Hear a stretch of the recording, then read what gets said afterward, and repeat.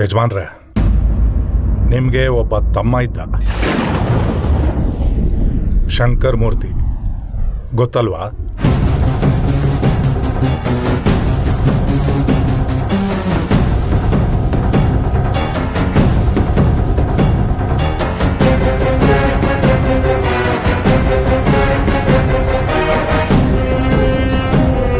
ನೀವ್ಯಾರು ಗಾಬರಿ ಪಡ್ಕೋಬೇಡಿ. ಇದು ಯಜಮಾನ್ರಿಗೆ ಬಿಟ್ರೆ ನಾನೊಬ್ಬನಿಗೆ ಮಾತ್ರ ಗೊತ್ತಿರೋ.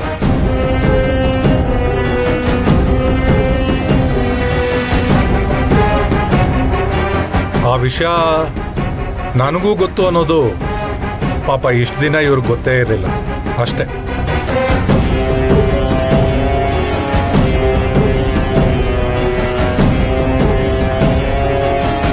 ಯಜಮಾನ್ರೆ, ನಿಮ್ಮ ತಂದೆ ಶ್ರೀಕಂಠ ಮೂರ್ತಿ ಅವರು ಕೃಷ್ಣ ಪ್ರಸಾದ್ ಅನ್ನೋ ವ್ಯಕ್ತಿನ ದೇವಸ್ಥಾನದ ಆಭರಣಗಳನ್ನ ಕದ್ದ ಅನ್ನೋ ಆರೋಪಕ್ಕೆ ಗಡಿಪಾರು ಮಾಡಿಬಿಟ್ರು.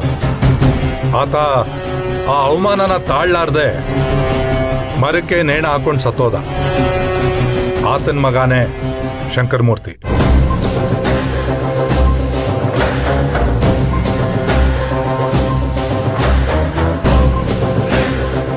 ಅವನು ಅನಾಥನಾಗಿ ಬೆಳಿಬಾರ್ದು ಅಂತ ನಿಮ್ಮ ತಂದೆ ಅವನನ್ನ ದತ್ತು ತಗೊಂಡು ವಿದ್ಯಾಭ್ಯಾಸ ಕೊಟ್ಟು ಗೌಪ್ಯವಾಗಿ ಬೆಳೆಸಿದ್ರು. ಇದು ನಿಜ ತಾನೇ ಯಜಮಾನ್ರೆ?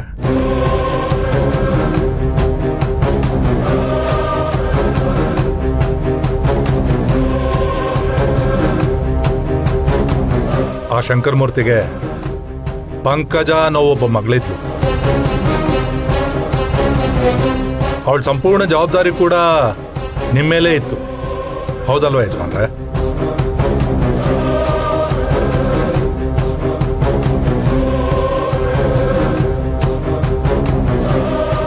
ನಾನು ಆಗ ಈ ಊರಿಗೆ ಹೊಸಬ, ಜೂನಿಯರ್ ಲಾಯರ್ ಆಗಿ ಕೆಲಸ ಮಾಡ್ತಾ ಇದ್ದೆ. ನಿಮ್ಮ ಮತ್ತೆ ನಿಮ್ಮ ಮನೆತನದ ಪರಿಚಯ ನನಗಾಗ ಹೊಸದು. ನಾನಾಗ ನಿಮ್ಮನೆ ಲೆಕ್ಕಪತ್ರಗಳನ್ನ ನೋಡ್ಕೊಳ್ತಾ ಇದ್ದೆ. ಒಂದು ದಿವಸ ಪಂಕಜ ದಾರಿ ತಪ್ಪಿದ್ದಾಳೆ ಅನ್ನೋ ವಿಷಯ ಗೊತ್ತಾಗಿ ಶಂಕರ್ ಮೂರ್ತಿಯವರು ನಿಮ್ಮ ಮನೆಗೆ ಬಂದಿದ್ರು. ನೆನಪಿದೆಯಾ ಯಜಮಾನ್ರೆ?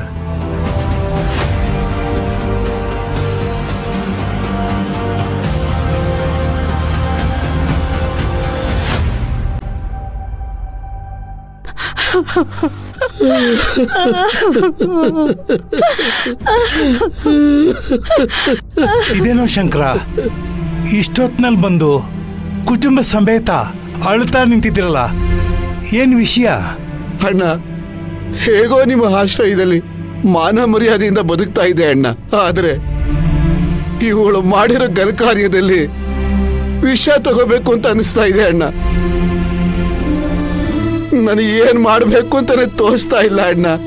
ಯಾಕಪ್ಪ, ಏನಾಯ್ತು? ಮದ್ವೆ ವಯಸ್ಸಿಗೆ ಬಂದಿರೋ ಹುಡುಗಿ ಓದ್ಬೇಕು ಅಂತ ಆಸೆ ಪಟ್ಲು. ನೀವು ಇವಳನ್ನ ತುಂಬಾ ಚೆನ್ನಾಗಿ ಓದ್ಸಿದ್ರಿ. ಆದ್ರೆ ಇವಳು ಮದ್ವೆಗ್ ಮುಂಚೆನೆ ತಾಯಿಯಾಗಿ ಬಂದ್ ನಿಂತಿದ್ದಾಳೆ ಯಜಮಾನ್ರೆ.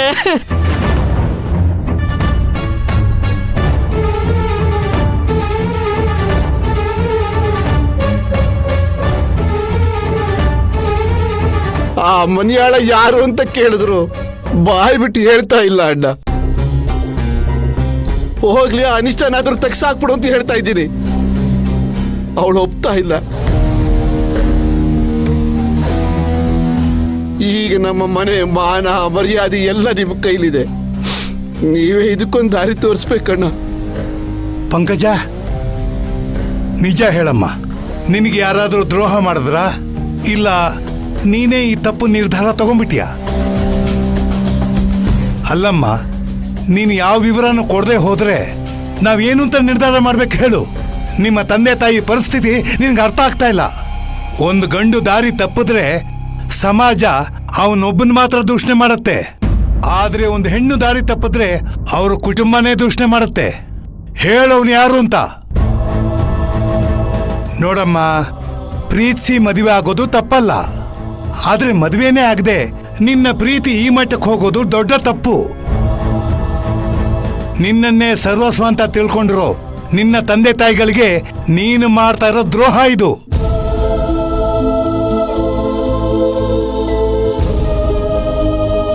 ನಿನ್ನ ಇಷ್ಟದ ಪ್ರಕಾರ ನೀನು ನಡ್ಕೊಳ್ಳೋದೇ ಆದ್ರೆ ನೀನು ಈ ಸಮಾಜಕ್ಕೆ ಕೆಟ್ಟ ಮಾದರಿ ಆಗ್ತೀಯ.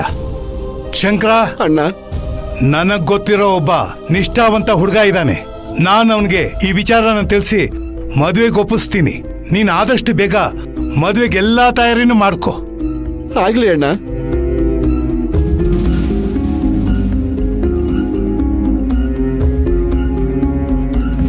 ನೀನ್ ಯಾವನ್ನೋ ಕಾಪಾಡಬೇಕು ಅಂತ ನಿನ್ನ ಭವಿಷ್ಯನ ಹಾಳು ಮಾಡ್ಕೋತಾ ಇದೀಯ. ನೀನ್ ಈಗಲೂ ಅವನ ಹೆಸರು ಹೇಳಿಲ್ಲ ಅಂದ್ರೆ ನಿನ್ನ ಬದುಕು ಹೀಗೆ ಇರುತ್ತೆ. ನಮ್ಮ ನಿರ್ಧಾರನೂ ಅದೇ ಆಗಿರುತ್ತೆ. ಶಂಕರ, ಅಣ್ಣ, ಮದುವೆಗೆ ಎಲ್ಲಾ ಸಿದ್ಧತೆಯನ್ನು ಮಾಡ್ಕೊ. ಆದಷ್ಟು ಬೇಗ ಈ ಕಾರ್ಯ ನಡಿಬೇಕು. ಇಲ್ಲ ಅಂದ್ರೆ ಇವಳ ಭವಿಷ್ಯಕ್ಕೆ ತೊಂದರೆ ಆಗತ್ತೆ. ಹ್ಞೂ ಅಣ್ಣ.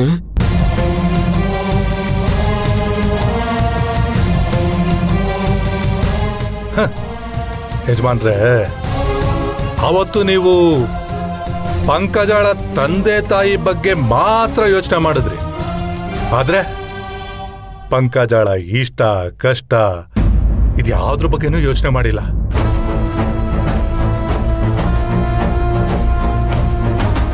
ಅವಳೀಗಾಗ್ಲೇ ಒಬ್ಬ ಹುಡುಗನ ಪ್ರೀತಿಸ್ತಿದ್ದಾಳೆ ಅನ್ನೋ ವಿಚಾರ ನಿಮಗೆ ಗೊತ್ತಿದ್ರು ಅವಳ ಅನುಮತಿ ಇಲ್ಲದೆ ನೀವು ಬೇರೆ ಒಬ್ಬ ಹುಡುಗನಿಗೆ ಅವಳನ್ನ ಕೊಟ್ಟು ಮದುವೆ ಮಾಡಬೇಕು ಅನ್ನೋ ನಿರ್ಧಾರಕ್ಕೆ ಬಂದ್ರಿ.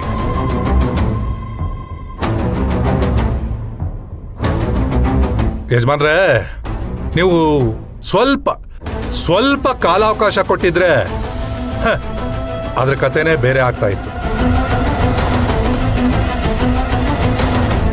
ಅವತ್ತು ಪಂಕಜಾಳ ಪರಿಸ್ಥಿತಿಗೆ ಕಾರಣ ನಾನೇ.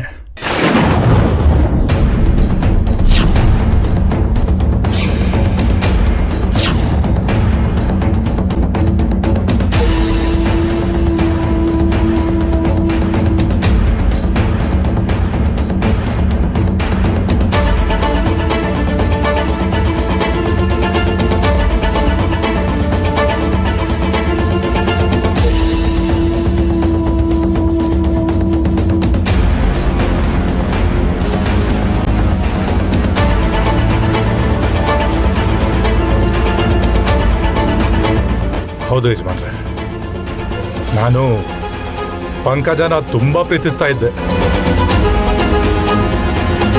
ನಾವಿಬ್ರು ಮದುವೆ ಆಗ್ಬೇಕು ಅಂತಾನು ನಿರ್ಧಾರ ಮಾಡಿದ್ವಿ.